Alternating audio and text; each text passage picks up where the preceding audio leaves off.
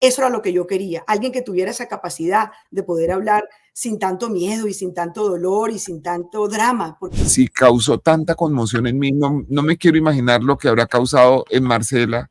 Yo quiero contarles un poco la vivencia personal de la experiencia que termina causando la idea del podcast después del amor de Marcela. Alejandro Nieto, muchos colombianos lo recordamos como un gran ejecutivo y creativo de la radio. Quizás el colombiano que ha llegado más lejos en el manejo de la radio internacional. Era director de la cadena SER y acababa de llegar a Univisión una semana antes para ser presidente de sus operaciones de radio. Recuerdo mucho que unos días antes había estado sentado conmigo en mi pequeña oficina contándome sus planes llenos de entusiasmo y todo. Y para mí fue muy sorprendente cuando un amigo común, Fabricio Alcobe, me llamó para contarme sobre la muerte de Alejandro. Y si causó tanta conmoción en mí, no me quiero imaginar lo que habrá causado en Marcela cuando recibió la misma llamada estando ella en Madrid, porque Alejandro se había adelantado un poco para ir organizando la llegada de la familia a Miami. Marcela, ¿cómo fue esa dolorosa experiencia? Pues, Daniel, así como para ti fue tan impresionante y tan impactante, yo entré como en un momento de incredulidad que no podría describir. Me parecía imposible, me parecía que me estaban llamando como a una broma, ¿no? Porque había muchos sueños, había muchos proyectos y Alejandro tenía pensado llegar aquí al mercado en Estados Unidos a trabajar todo este tema que él siempre había soñado, que era hacer, digamos, toda esta cadena de radio convencional, radio hablada en Estados Unidos, conectando a todos los latinos. Entonces, lo que yo tenía en mi cabeza era un hombre que estaba trabajando, que estaba en su plan, que estaba haciendo sus cosas, y de un momento a otro recibo una llamada del manager del edificio, donde en ese momento estaba Alejandro, a decirme que Alejandro estaba en el gimnasio del edificio y que se había sentido mal, que había caído al suelo y que le estaban haciendo CPR, ¿no? Resucitación cardiopulmonar. Y yo le dije, perdón, ¿me repite? ¿Usted habla español? Y entonces me dijo, sí, sí, señora. Le digo, dígame en español porque le acabo de entender una cosa, pero quiero saberla. Sí, y dije, no puede ser. Y ya llamaron o sea, yo en Madrid y Alejandro en Miami, yo llamaron sí señora, la ambulancia está aquí, no se preocupe, pero yo creo que usted se va a tener que venir cuanto antes para acá. Y le dije, no, es que yo estoy en España. Y me dijo, señora, ¿qué hacemos? ¿A quién llamamos? Y ahí empezó, digamos, todo a desenvolverse, ¿no? Digamos, toda esta historia, toda esta escena que terminó con Alejandro en el hospital y la gente que estaba en Miami, nuestros buenos amigos, a quienes les agradezco muchísimo, lo fueron a acompañar en ese último momento y la noticia llegaría horas después de que Alejandro había fallecido y que no había nada que hacer.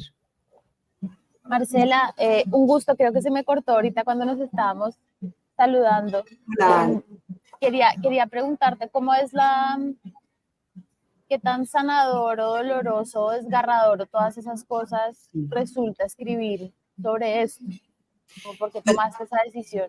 Mira, Ana, yo creo que es muy importante escribir, es muy importante como ponerle palabras a lo que uno está sintiendo. Lo que pasa es que toma mucho tiempo, porque uno empieza primero y es un desorden mental y un desorden emocional que no sabes cómo canalizarlo. Pero yo sí creo que es muy importante ponerle palabras a nuestro dolor, a nuestras emociones, y no solamente escribir, sino hablar de ello. Creo que es muy importante hablar de ello. Y a eso tendría yo que agradecerle mucho a quienes me han acompañado en los momentos en los que quiero hablar o en los que quiero guardar silencio, ¿no? Durante estos últimos años. Se ha vuelto mucho más fácil, por supuesto. Ahora hace parte de mi vida de una manera un poco más serena y normal y puedo hablar de esto con mucha más tranquilidad.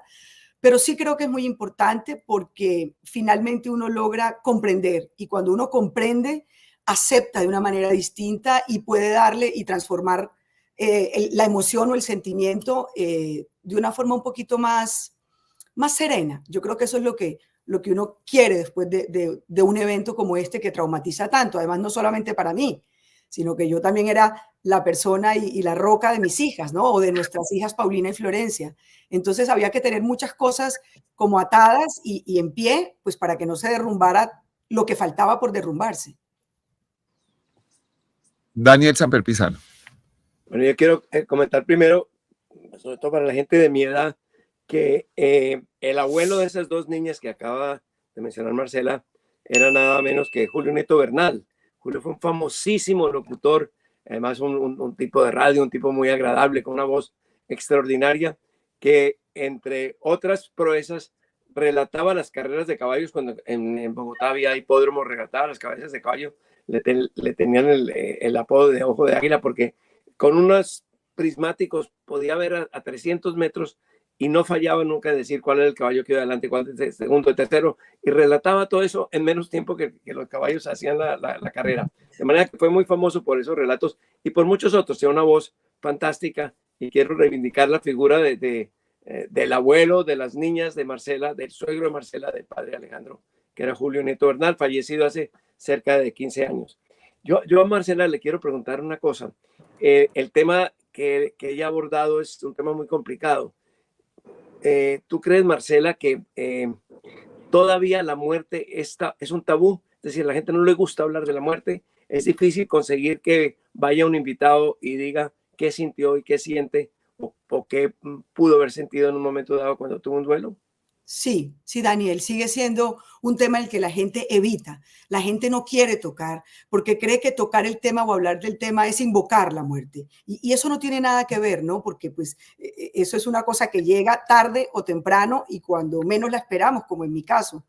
Pero yo sí creo que la gente, a la hora de invitar, digamos, a estos 5 personajes, cada uno de los 5 ya había escrito y había hecho algo con respecto a la muerte de un ser querido y había hecho algo con respecto al dolor, ¿no? Y lo habían transformado en otra cosa. En el caso de Daniel Samper, lo convirtió en una columna bastante importante en Colombia que se hizo viral, pero podemos hablar de Piedad Bonet, por ejemplo, que es el próximo capítulo, que escribió su libro Lo que no tiene nombre, Rosa Montero, La ridícula idea de no volver a verte, Héctor Suárez Gomis, escribió Gracias, papá, y finalmente Jordi Évole hizo la entrevista que despidió además la vida de Pau Donés, el cantante de Jarabe de Palo, y ese será, digamos, también el último episodio con el que cerramos. Entonces, cada uno de estos 5 invitados sí tuvieron la grandeza, primero, de transformar ese dolor y esa vulnerabilidad en palabras, en hechos, en expresiones, ¿no? Artísticas. Y eso era lo que yo quería, alguien que tuviera esa capacidad de poder hablar sin tanto miedo y sin tanto dolor y sin tanto drama, porque si te pones a pensar, Daniel, estas 5 conversaciones, claro que tienen drama y tienen tragedia, pero están conversadas desde una manera diferente, desde una perspectiva completamente diferente. Entonces, eso era lo que yo quería, ¿no? Que la gente escuche un poco acerca de mi historia, pero la historia de 5 personajes más que también lo han vivido.